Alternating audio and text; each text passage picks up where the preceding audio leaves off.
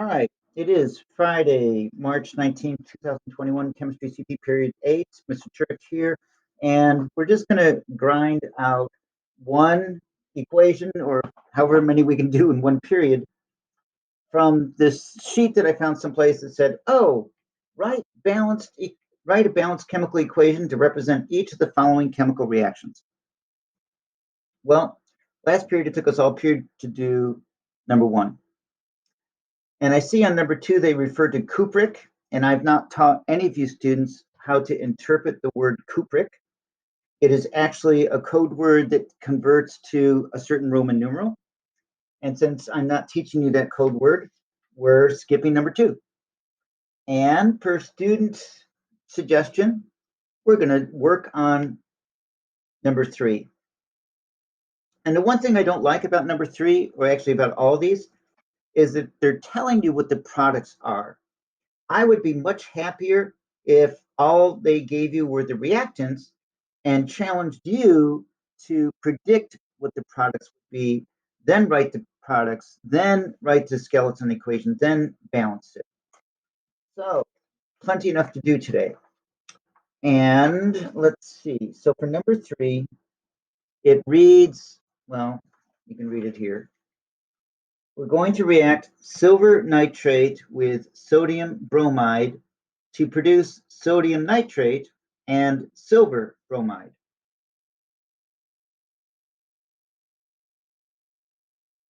There's an order in which we name compounds, and the order is we always name the plus ion first and the negative ion last.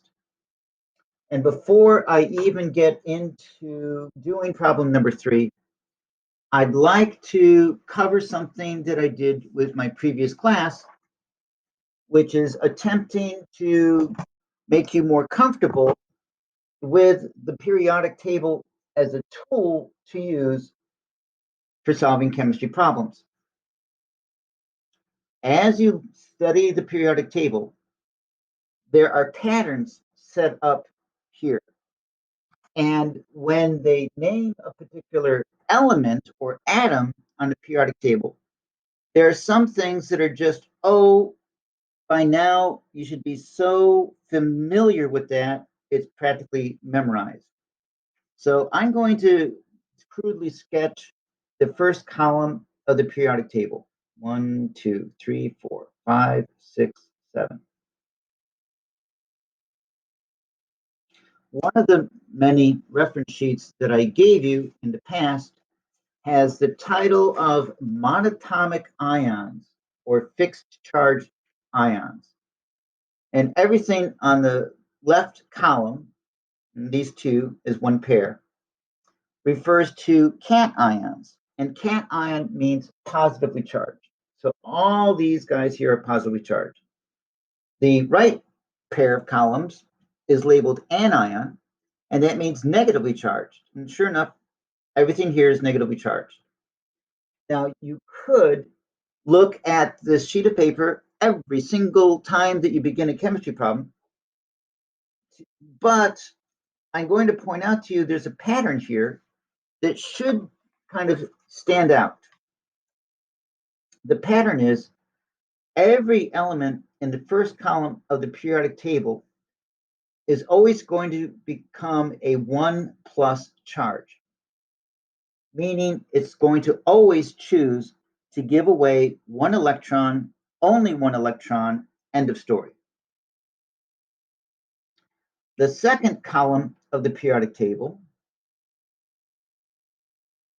contains elements that will always exclusively choose to give away 2 electrons whenever they hook up with other elements. Always. And there's no question about that. The question becomes this chunk of the periodic table called the transition elements. That's a pretty big chunk. And it looks like this when you try to sketch it out. Not quite to scale, but okay, enough that you get the idea of it. And I suggest you make a copy of this little sketch here for yourself so that you're comfortable with it. Okay, so on this list of monatomic ions, this huge list that you have to consult with every time, notice there's a very simple pattern that we've already covered most of it. The pattern says lithium is always a 1 plus charge. Well, lithium is in the first column, along with hydrogen, which I feel should be added to the list here. So lithium, always a 1 plus charge. Then it mentions sodium. Well, gosh, sodium, potassium, rubidium, cesium.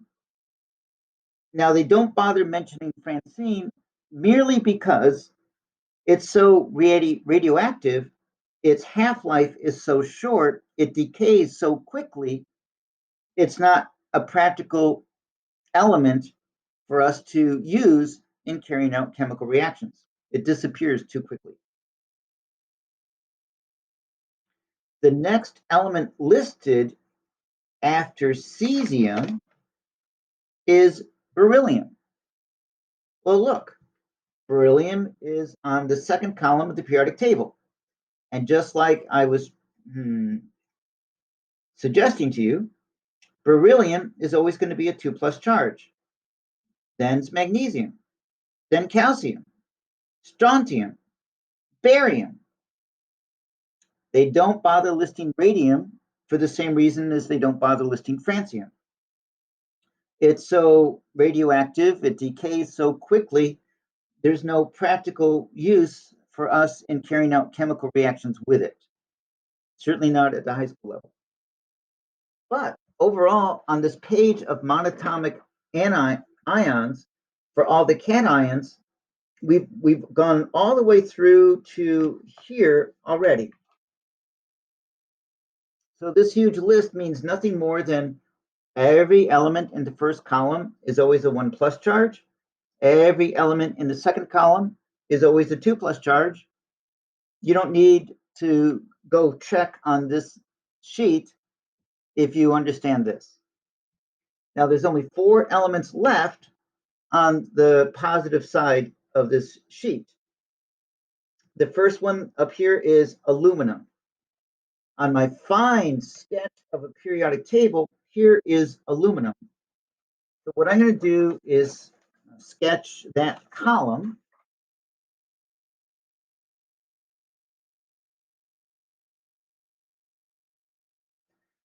This is the column that contains aluminum. And the sheet says aluminum and gallium are always a 3 plus charge. Well, here's aluminum. There's gallium. And for reasons I don't understand, they didn't include boron with the list.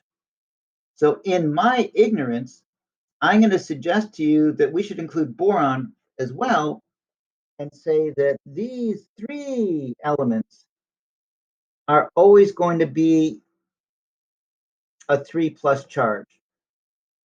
Although if Lord Google tells you something different, you're going to have to go with Lord Google. So these are always 3 plus. End of story. Now there's only 2 elements left that have positive charges. They're both transition elements. Here, where normally we can't say anything for sure.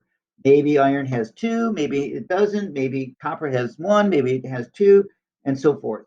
But these 2, out of all of these choices or elements, always go with only 1 fixed charge. And the first one listed here is zinc. When I find zinc on the periodic table, I see it's right here in the corner of the transition elements. So I'm going to draw right here in the corner of the transition elements.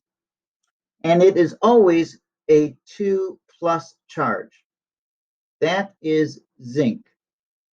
So imagine that that is 2 plus. Imagine that that is Zn. And that is always that 1 charge choice for zinc. So out of this whole column, there's only 1 element left, and that's silver. Silver always has a 1 plus charge. Where is it on the periodic table? It is diagonal from zinc. So if you draw a little square here, diagonal from zinc, label it with a 1 plus charge, name it as silver, what you have before you is a complete map of all the positive charged monatomic ions that are listed on this reference sheet. This entire column of information is here in this one sketch. But wait, there is the right half of this handout. All the anions, all the negatively charged ions. What does it list here? Well, I'm going to start from the bottom. Here at the bottom, when it's the leading element in the compound, the last name changes to IDE. But by itself on the periodic table, we would call this nitrogen. We would call that phosphorus. Where are they on the periodic table? And no, they're not next to aluminum. There's an entire column that starts with carbon that is not on this reference sheet at all. So I'm going to sketch in a column for the carbon and put in no information about it. It's not telling us. The next column over starts with nitrogen and then phosphorus. So on this column that represents nitrogen and phosphorus, the top two elements are always listed as a 3 negative charge, no other option.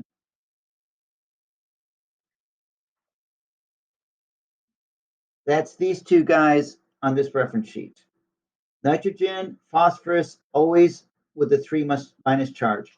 I do not know what you could say about the element below phosphorus. It's listed as arsenic. If I had to guess, I would assign it a 3 minus charge. Same for antimony, bismuth. But I'm not that positive. Oh, not trying to make a pun.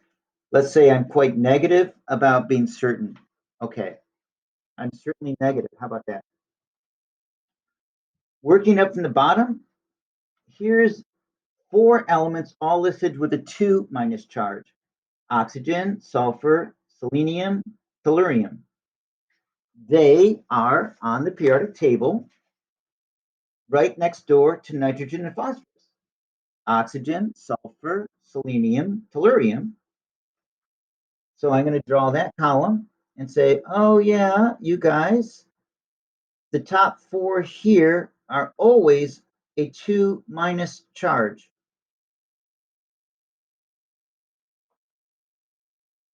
Without exception.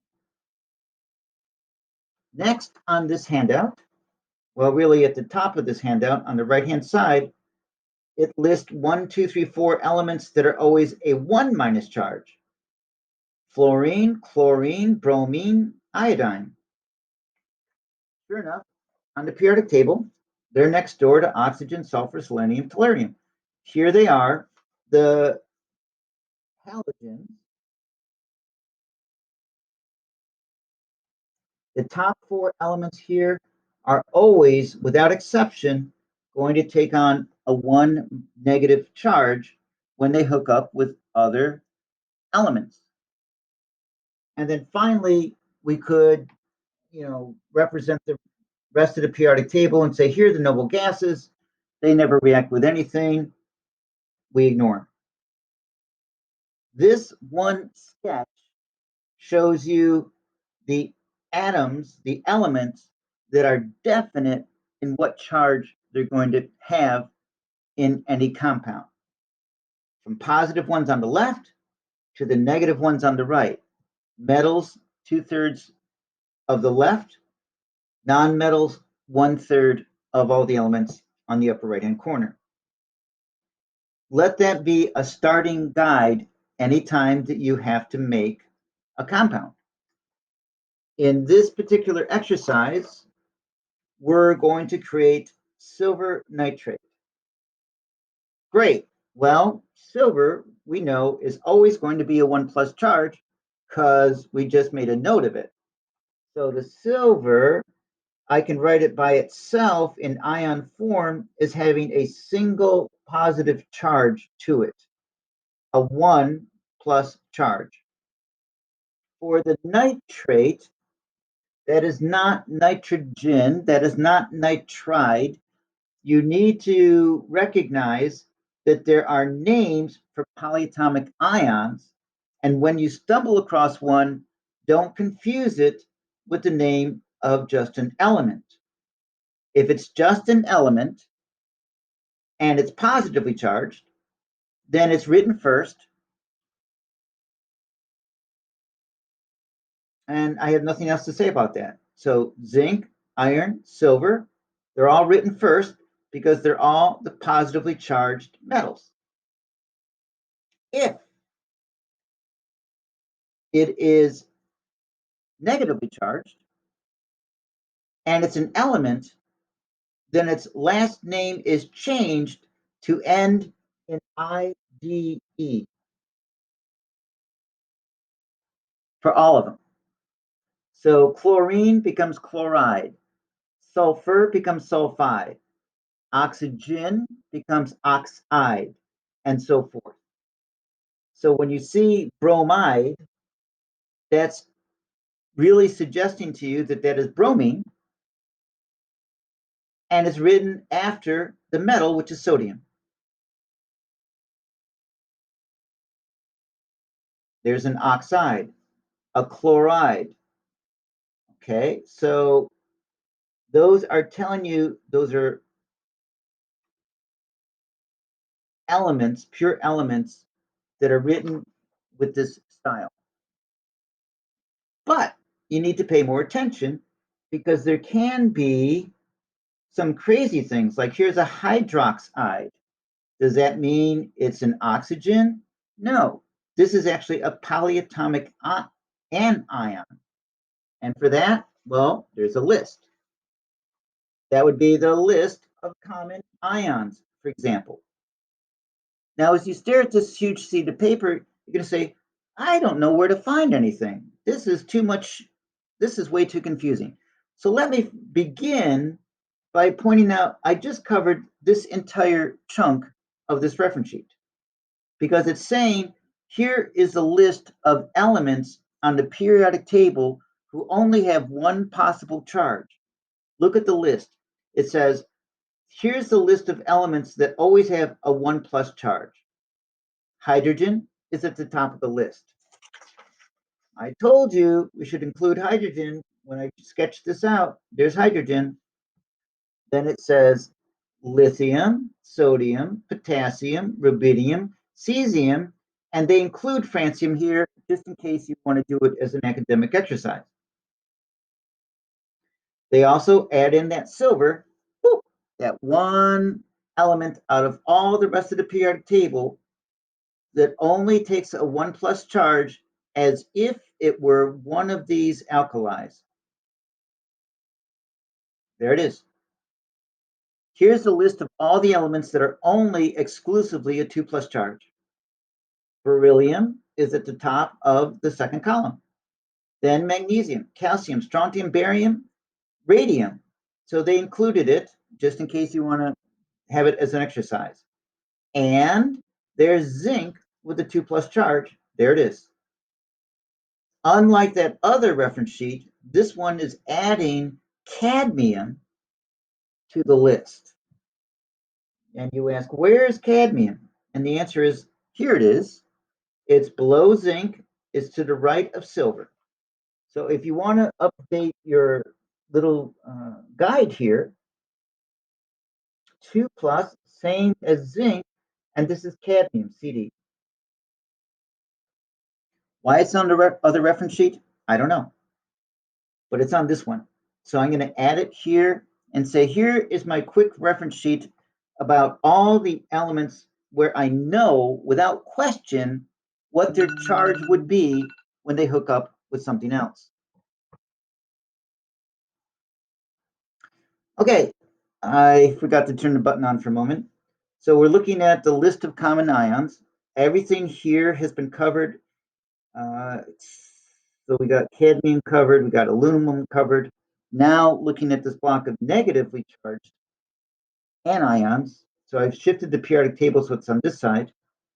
It does list hydrogen as being a negative charge when it is being used as a hydride. So be aware that's confusing because here's hydrogen, definitely always a plus charge. Here's hydrogen, always definitely a negative charge. And so it depends on the situation that it's in. Unfortunately, I think when it hooks up with a metal, it can become a hydride. The fluorine, chlorine, bromine, iodine, aspartame, that's these guys here. And really, they're just extending the list 1, 2, 3, 4, 5, one more element down. With the 2 minus charge, here's the oxygen, sulfur, selenide, telluride. Whoop, so we already covered it. With the 3 plus down, here's the nitrogen and phosphorus, already covered. So here's one that's not on the other list. It says carbon always chooses to be a 4 negative charge. So I'll go ahead and add that here on my little cheat sheet and mark it as carbon always having a 4 negative charge. I don't think I dare say the same thing about silicon, which is directly underneath the carbon on the periodic table. So we'll just leave it at that. And that means this entire left column is already nothing new here. It's what you see here, same thing. I guess I should point out that this is when carbon is used as a carbide. Now, here's stuff that you have to worry about when it's not an element. Polyatomic ions. They have names. There's only 2 on this list that are positively charged ions. Ammonium, NH4. If you only need one of them, then don't write parentheses. And that's true for all of these polyatomic ions. If you only need one of them, don't write the parentheses. If you need more than one of them, you must write the parentheses and then have a little subscript showing how many of them you need. So ammonium and hydronium are the 2 positively charged cations. Here is the long list of negatively charged anions, and you're not expected to memorize this. You are expected to recognize, go find the sheet, look up the name, and then see what the formula is that matches the name. Or, based on the formula, look up the name that goes with it. So now we're finally ready to make a little progress on number 3. The very first compound is silver nitrate. Nitrate is not nitrogen. It is a polyatomic ion. And I've spotted it already. There it is on my list of common ions. Nitrate, it says, is NO3 with a negative, with a 1 negative charge. NO3 with a 1 negative charge. So if I were to write that by itself, NO3 with a 1 negative charge, now I ask myself, what happens when I try to put these things together? Well, by crisscross, that means if I take the absolute value of each of these 2 charges and write them as subscripts for the other group, that will tell me the pattern of the formula. And so in this situation, I don't need to bother writing a 1 subscript because it's also a 1 subscript for the nitrate. And one of this and one of that do the job, no parentheses anywhere. No parentheses. NO. No. NOOO. Now, last period, we did iron 2 sulfide.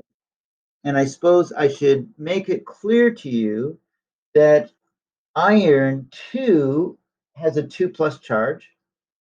Sulfide, always has a 2 minus charge. So if you do crisscross with this, you might foolishly think you should write Fe2S2, and then I'll have to take points off from you. Because this can be reduced, this can be simplified, and the correct way to write iron 2 sulfide is without any 2 actually being visible or written. It's implied because sulfur is always a 2 minus. It's on that excellent little reference sheet of the periodic table. There's sulfur, always a 2 minus. So if there's only one sulfur, then this iron must be a plus 2. So because they're both with a one with a 2 plus and one with a 2 minus charge, I only need one of each one of them to make this compound. So when you do your crisscross, don't forget to see if you can simplify it afterwards. In this case, divide every atom by 2 to write the compound, ionic compound. Phew! All right. So I finally, at last, written the first reactant with silver nitrate. The second one is labeled sodium bromide. Sodium is Na. And by now, you should be so familiar with the periodic table that you know sodium is always in the group 1 on the periodic table, always with a 1 plus charge. The bromine that it's trying to hook up with is one of those halogens. It's always a 1 minus charge. So by crisscross, sodium bromide would just be 1 sodium plus 1 bromine does the job.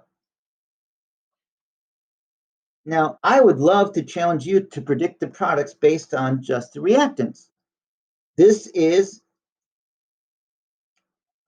I'll call it a binary compound, so it's got 2 components. This is a binary compound, it has 2 components. So the positive charge is always written first, the negative charge is always written last, positive charge always written first, negative charge always written last, and when they make a new arrangement, they're not going to change their own algebraic sign. So if it starts positive, it's going to continue being positive. If it starts negative, it's going to continue being negative. And think of these as dance partners, where classically the leader and the follower, the leader and the follower. If they exchange partners at all, then they're basically swapping their followers.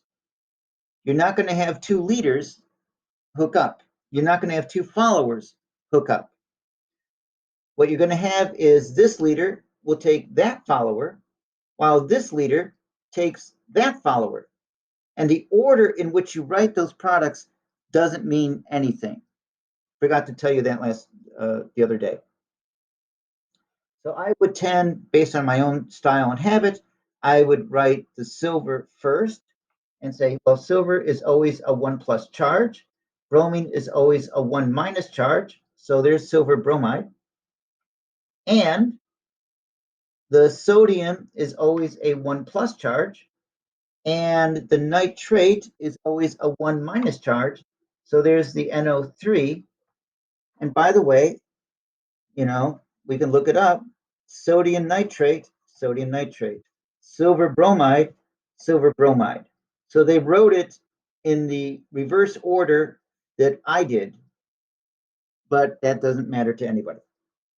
And now, at last, we can balance this chemical reaction, leave the nitrate as a group. So pretend that I put parentheses around it, just to remind you, it's a group.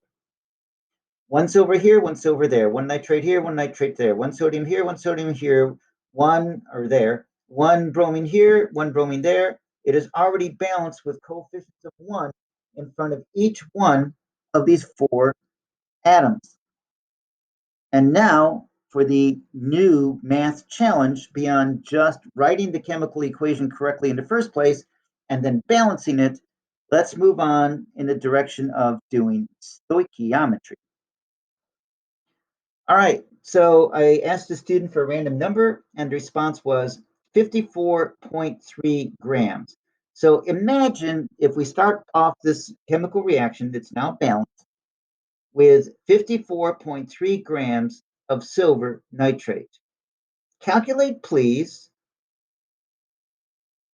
how many moles would that be? Okay, how many moles would that be? It's been suggested that I review how to calculate the number of moles of any substance.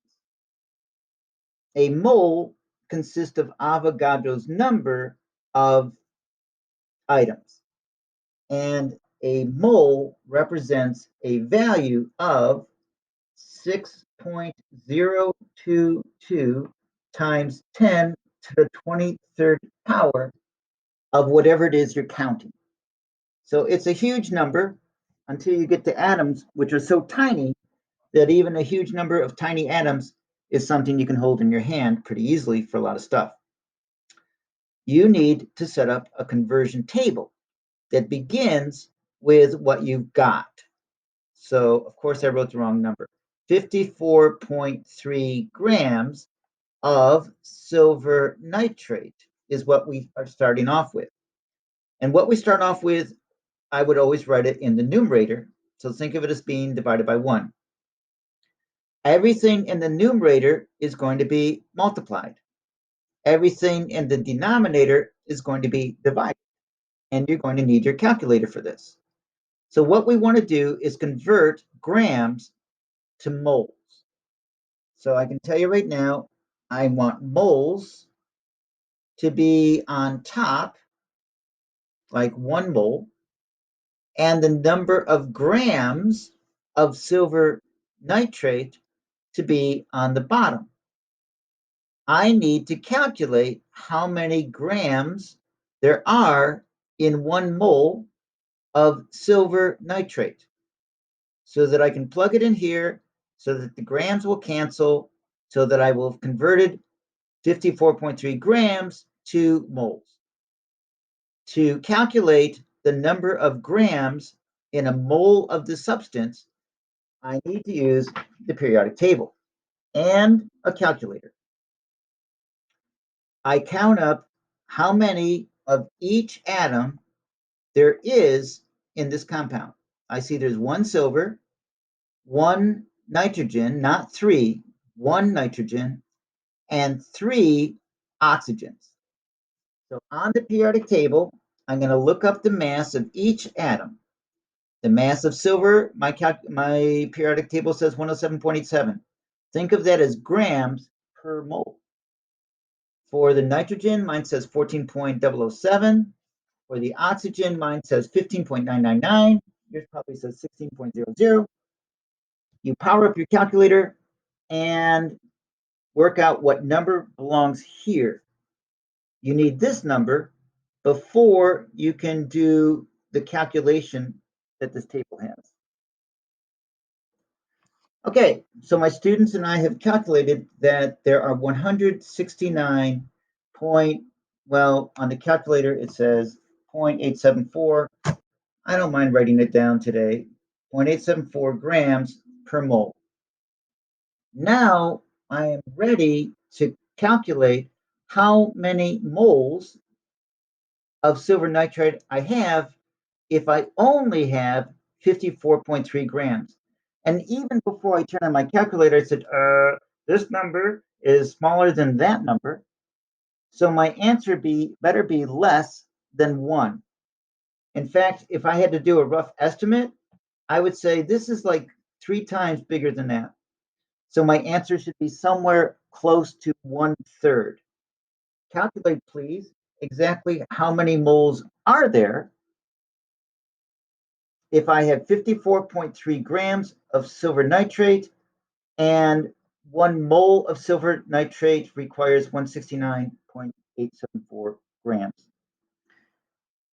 Okay, so student calculated that they got 0.32 moles, but I want to point out that when you look on your calculator screen, it says 0.31964868808.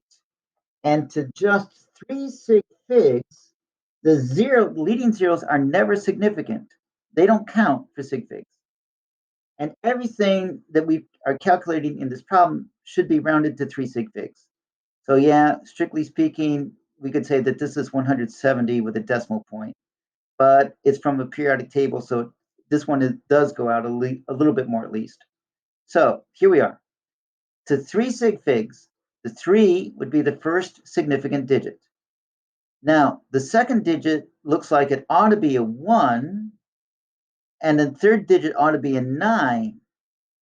But when you go to the fourth digit and make a decision, should I round the third digit up or should I round it down? This 6 tells us this 9 should really round up, and that means this 19 should round up to a 20. So to 3 sig figs, you would say 0, which is just a placeholder, 0.320. And if you don't write that 0, it's wrong. And if you write 19, then you rounded incorrectly, you truncated it, and you lose a point. So the answer is 0.320 moles. Next question I have for you, and I see, sadly, we are so slow today, I'm not even going to finish this one problem with you. My next question, just to ask it, how many molecules of silver nitrate are there in this situation? Calculate, please. How many molecules of silver nitrate are there? Amazingly enough, the students are telling me it is 1.92 atoms or molecules. And so this calls for removing as many points as possible from your students because you can't have anything other than a whole number of molecules. How on earth can you possibly have less than 2 whole molecules? That's like saying, well, I have a water molecule, there's one, and I have, how do you draw 0.92 water molecules? Most of an O. What do you do? Yeah, you can't do that. No, you can't do that. You cannot have a fraction of a molecule. So whatever happened to the powerful exponent of 10 to the 23rd power that is right there in front of your face? The answer is 1. And now start counting with me. 1, 2, 3, 4, 5, 6, 7, 8, 9, 10, 11, 12, 13, 14, 15, 16, 17, 18, 19, 20, 21, 22, 23. That's how many molecules you have, children. Not 2, not less than 2. You have this many. I'm going to put a comma every 3 zeros. So here's the thousands, here's the millions, here's the billions, here's the trillions. This one doesn't even have a name. This is the one above the one that doesn't even have a name. There. That is what it means to have a mole of something. It's times 10 to the 23rd power. Shame on students for not understanding that. Okay, we're down to 2 minutes of class time. And what I really wanted to do with just this one problem is push it to the end and say, all right, tell me if this were the limiting reactant and this were the excess reactant, how many moles would we be able to create of silver bromine? And then how many grams would that correspond to? I'm just going to blast through the answers so that you can check yourself when you watch this recording. Because the coefficients are in ratios of 1 to 1 to 1 to 1, if this is my limiting reactant and it is 0.32 moles, then I will only be able to make 0.320 moles of silver bromine and only make 0.32 moles of sodium nitrate. So a closing question is how many grams would that be? So on my calculator, I would go 0.320 times the mass of silver bromine. Silver is 107.87, and bromine is 79.904. Add those two together, multiply it, and the answer is I can only make 60.1 grams of silver bromine if I start with 54.3 grams of silver nitrate and I have excess, that means more than I need, of sodium bromide.